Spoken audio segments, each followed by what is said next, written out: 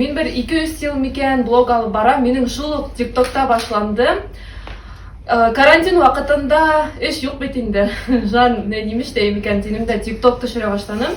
Менің гел хыял бар инде. Башкорт телен, башкорт мәдәниятен үстерү, культураһын. Шуңа мен шул TikTok'та күреп калдым да, иң күп просмотр шунда я бит инде. Шуңа мен үземнең милли костюмдар менән TikTok төшерә башладым инде.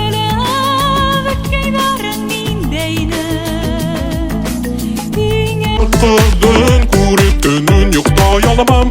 Yine bägrim bir kasanda onu da almam. Башкорт kızın kurip dönün yokta yalamam. Вообще, для начала я это делала для охватов, для контента, потому что это все-таки интрига, и подписчикам интересно, как в итоге поменяется эта девушка. Папа умер, он приехал, понимаешь?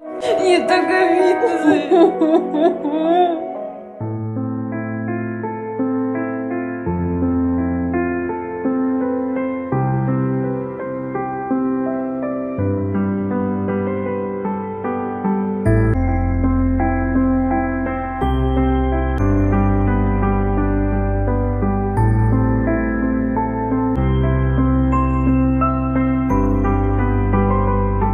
Потом я начала это еще лучше монетизировать, то есть, например, я начала уже участницам давать и профессию, то есть я им оказываю психологическую помощь, не я сама, я привлекаю психологов, также какие-то их дефекты исправляю.